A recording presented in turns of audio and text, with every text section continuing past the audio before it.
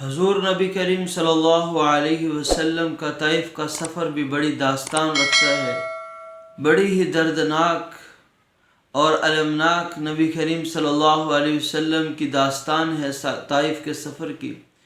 کس قدر جناب نبی کریم صلی اللہ علیہ وسلم کو ستایا گیا، کس قدر نبی کریم صلی اللہ علیہ وسلم کو پریشان کیا گیا۔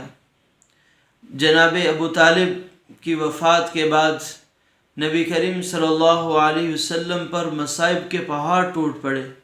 وہ لوگ، وہ کفار مکہ جو آپ کے چاچا کی وجہ سے آپ پر ہاتھ اٹھانے سے رکے ہوئے تھے، آپ کے چاچا کی وجہ سے کئی ساری وجوہ سے آپ کو نقصان پہنچانے سے رکے ہوئے تھے، جیسے ہی آپ صلی اللہ علیہ وسلم کے چاچا ابو طالب کا انتقال ہوا تو کفار مکہ دشمنی کے لیے کھل کر سامنے آ گئے اور آپ صلی اللہ علیہ وسلم کو بہت نقصان پہنچانا شروع کر دیا۔ جب یہ تمام صورتحال سامنے آئی تو نبی کریم صلی اللہ علیہ وسلم نے سوچا کہ پاس طائف کا شہر ہے اور یہ لوگ مکہ والوں کے رشتہ دار بھی ہیں اور یہ وہاں پر مکہ والوں کی کوٹھیاں بھی ہیں، ان کے مکانات بھی ہیں اور وہاں کے اندر بڑی سردار ہیں، زرخیز علاقہ ہے، کیوں نہ ہوں کہ میں طائف والوں کے پاس جا کر انہیں دعوت اسلام دوں، ہو سکتا ہے کہ اللہ تعالیٰ ان کو میرا مددگار بنا دے، ان کو میرا ساتھی بنا دے۔ چنانچہ مکہ سے 86 کلومیٹر کے دور وادی طائف، جہاں پر قبیلہ بنو ثقیف موجود تھا، نبی کریم صلی اللہ علیہ وسلم اپنے غلام زید بن حارثہ رضی اللہ تعالیٰ عنہ کے ساتھ وہاں گئے اور وہاں 10 دن کا قیام کیا۔ لیکن یہ قیام نبی کریم صلی اللہ علیہ وسلم کی زندگی کے سب سے مشکل ترین ایام تھے، نبی کریم صلی اللہ علیہ وسلم کی زندگی کے سب سے مشکل ترین اور دردناک ایام تھے۔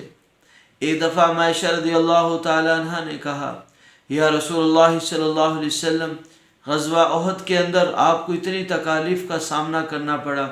آپ صلی اللہ علیہ وسلم نے فرمایا، عائشہ تمہیں معلوم نہیں، میری زندگی کا سب سے مشکل ترین دن وہ دن تھا جب طائف والوں نے میرے ساتھ بدسلوکی کی، طائف والوں نے میرے ساتھ برا حال کیا۔ آپ صلی اللہ علیہ وسلم لوگوں کے مکانات پر تشریف لے جاتے، ہر خاص اور عام کو اسلام کی دعوت دیتے، اسلام کی حقانیت کو بیان کرتے، اسلام کے اوپر چلنے پر کامیابی کے وعدوں کو بیان کرتے اور اسلام کو چھوڑ کر ناکامی کی وعیدیں سناتے۔ ہر عام کے پاس گئے، ہر خاص کے پاس گئے، ہر بڑے اور بوڑھے، مرد اور عورت، تمام کو اسلام کا پیغام دیا۔ جب کسی نے آپ صلی اللہ علیہ وسلم کی بات کو نہ سنا، آپ صلی اللہ علیہ وسلم سے بے رخی اور اعراض کا سامنا کیا، تو آپ صلی اللہ علیہ وسلم نے طائف کے بڑے 3 سردار ابر یالیل، مسعود اور حبیب، یہ تینوں بھائی تھے اور تینوں طائف کے لوگوں کے بڑے سردار تھے۔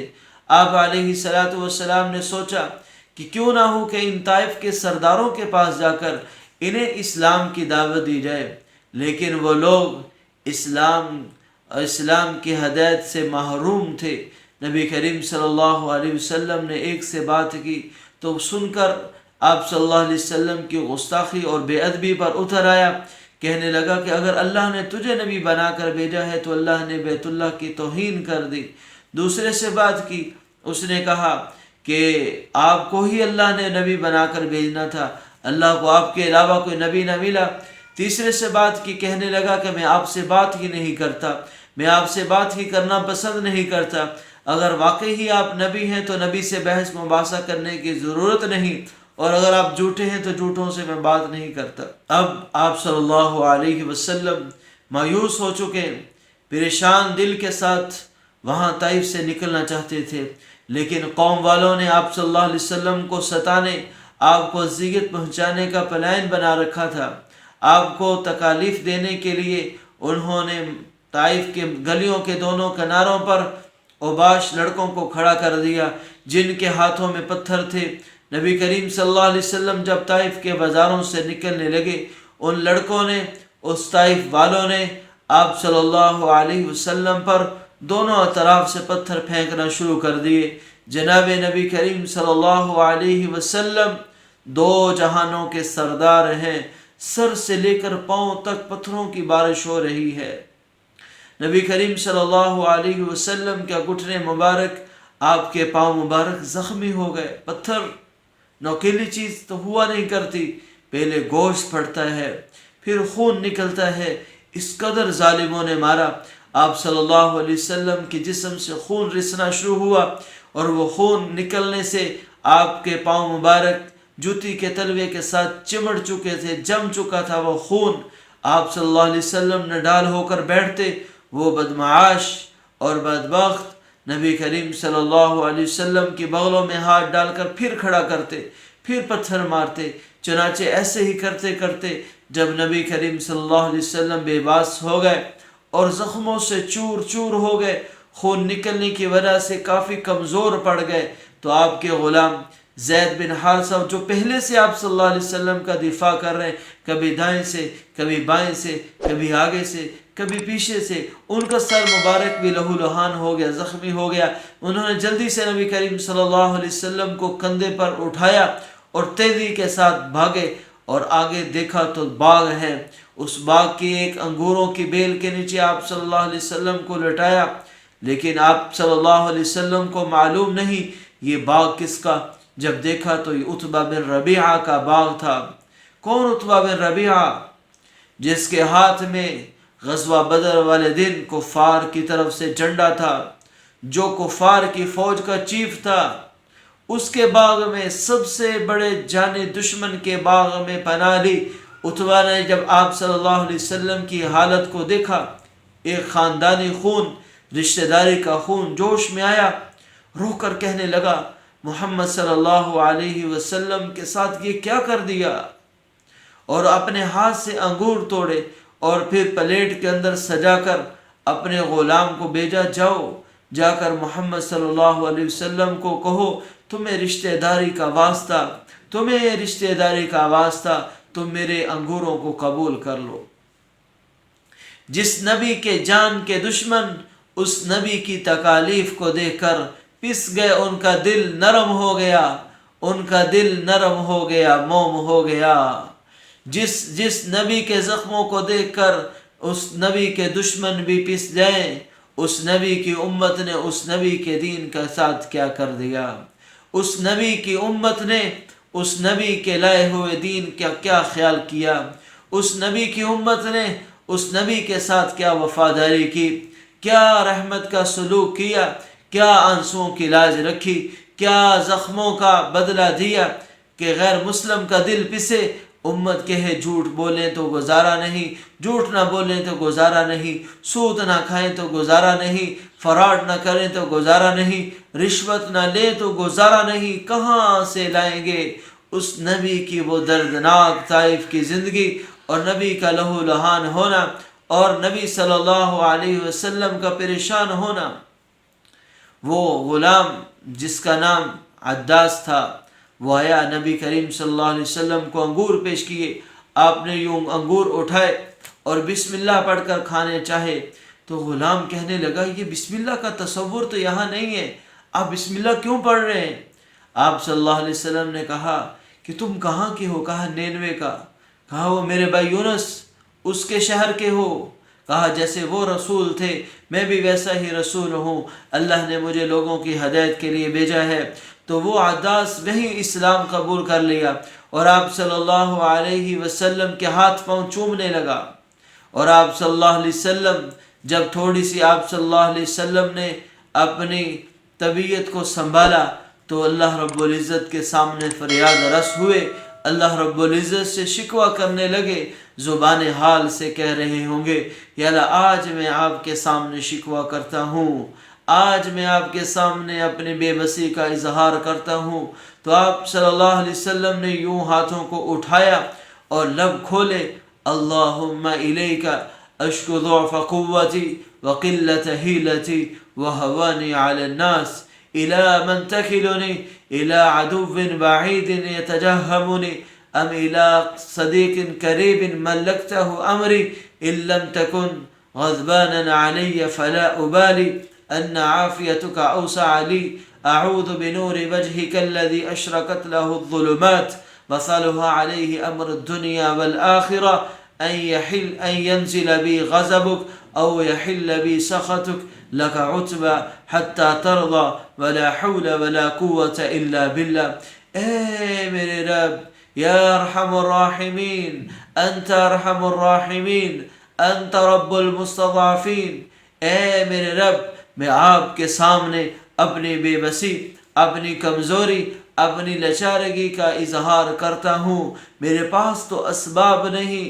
وقلت حیلتی وہوانی علی الناس، لوگوں کے سامنے اپنی بے بسی اور لوگوں کا میرے ساتھ سلوک کرنا، میں اس کی شکایت کرتا ہوں. آپ کیسے دشمن کے حوالے کرتے ہیں جو میرے ساتھ سخت رویہ اختیار کرتا ہے؟ کیسے دوست کے حوالے کرتے ہیں جس کا میرا معاملہ اس کے ہاتھ میں دے دیا ہے؟ ان لم تکن غضبانا علی فلا ابالی. اے میرے اللہ، اگر تو مجھ سے ناراض نہیں ہے تو مجھے کوئی پرواہ نہیں. ان عافیتک اوسع لی، یا اللہ تیرے کرم اور فضل کی چادر میرے اوپر کافی ہے. اعوذ بنور وجهک الذی اشرقت له الظلمات، اس ذات کی طرف سے میں پناہ لیتا ہوں، اس ذات کی طرف سے پناہ لیتا ہوں جس کے چہرے کے نور سے تمام ظلمات چھٹ جاتی ہیں. صلح علیہ امر الدنیا والآخرہ، جس کی برکت سے دنیا آخرت کے تمام کام بنتے ہیں. این ینزل بی غضبک، میں پناہ میں آتا ہوں کہ آپ مجھ سے ناراض ہوں، اور یحل بی سخطک، کہ آپ کی میرے پر ناراضگی ہو. لک عتبی حتی ترضی، یا اللہ میری تمام تکالیفوں کی کوئی پرواہ نہیں، بس آپ کو راضی چاہتا ہوں. لا حول ولا قوة الا باللہ، یا اللہ آپ ہی کی توفیق سے نیکی کرنے کی توفیق آپ کی مدد سے، اور گناہوں سے بچنے کی توفیق آپ کی مدد سے ہے. یہ میرے نبی صلی اللہ علیہ وسلم جب اس دعا کو لب کشائی کر رہے تھے، آسمان ہل گئے، آسمان کے فرشتے رو پڑے کہ یا اللہ آپ کا حبیب ہے، آپ کا حبیب ہے. یہ پس رہا ہے طائف کے اندر، یہ آپ کا حبیب یہ زبان سے کیا الفاظ نکال رہا ہے. آج عرش کے فرشتے رو رہے، آج آسمان ہل رہا، اللہ کی رحمت کو جوش آیا. فوراً جبرائیل علیہ السلام کو بھیجا، جاؤ میرے حبیب کے پاس اور جا کر کہو کہ اگر آپ کہتے ہیں تو یہ بادلوں کا فرشتہ، یہ پہاڑوں کا فرشتہ، یہ زمین کا فرشتہ، جس کو آپ حکم دیں گے. پہاڑ کا فرشتہ حاضر ہوا. یا رسول اللہ صلی اللہ علیہ وسلم، اگر آپ حکم دیتے ہیں میں اس قبیلے کو 2 پہاڑوں کے بیچ میں پیس کر رکھ دیتا ہوں چکی کے دانے کی طرح. اگر آپ حکم دیتے ہیں زمین ہلا کر زمین میں دنسا دیتے ہیں.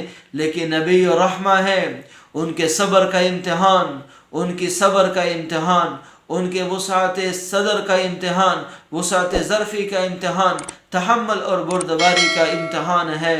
اللہ نے میرے نبی کا صبر بھی کامیاب کر دیا، میرے نبی کے تحمل اور بردباری کو بھی کامیاب کر دیا. صبر بھی انتہا کا کیا اور تحمل بردباری کا مظاہرہ بھی انتہا کا کیا. کہا کہ میرے اللہ، میں اگر یہ اسلام قبول نہ کر سکے تو کیا ہوا، میں امید کرتا ہوں ان کی نسلوں سے لوگ مسلمان پیدا ہوں گے، ان کی نسلوں سے اسلام کی تائید کرنے والے، اسلام کی مدد کرنے والے پیدا ہوں گے. یا اللہ میری قوم کو معاف کر دے، یا اللہ یہ جانتے نہیں میرا کیا مقام ہے. یہ تھا میرے نبی کریم صلی اللہ علیہ وسلم کے طائف کا سفر، جو اس قدر مشقت برا سفر ہے. تصور تو کریں، سوچو تو صحیح، سمجھے تو صحیح، تخیل میں تو جائیں کہ کس طرح سے گلیوں میں گھومے ہوں گے، کس طرح سے پتھر کھائے ہوں گے، کس طرح سے زخمی اور چور بدن کے ساتھ دشمن کے باغ میں پناہ لی ہوگی، اور کس بے بسی کے عالم میں اللہ کو پکارا ہوگا. آج امت اس نبی سے بے وفائی کر بیٹھی، آج امت اس نبی کے طریقوں کو چھوڑ بیٹھی، آج امت اس نبی کے لائے ہوئے دین سے بے وفائی کر بیٹھی، معاملات سے دین کو نکالا، معاشرت سے دین کو نکالا. اخلاق سے دین کو نکالا، عبادات کو چھوڑ دیا۔ میرے نبی کی آنکھوں کی ٹھنڈک نماز میں تھی، چھوڑ بیٹھے۔ میرے نبی نے کہا متحدوں کے ساتھ حسن سلوک سے پیش آنا، بد سلوکی اور ظلم کی داستانیں قائم کر دی۔ ہم کیا منہ دکھائیں گے، ہم کیا سامنا کریں گے اللہ کے نبی صلی اللہ علیہ وسلم کا؟ اس لیے میرے محترم بھائیوں اور دوستو، اللہ کے نبی صلی اللہ علیہ وسلم کی زندگی کو اپنائیں، اللہ کے نبی صلی اللہ علیہ وسلم کی زندگی اور آپ کی قربانیوں کو یاد کریں، آپ کے ساتھ وفاداری کا ثبوت دیں، اتباع کے ساتھ، اطاعت کے ساتھ، سنت بری زندگی کو اپنانے کے ساتھ۔ اللہ تعالی ہمیں اپنے نبی کی خوب اتباع کرنے کی توفیق عطا فرمائے۔ وآخر دعوانا ان الحمد للہ رب العالمین۔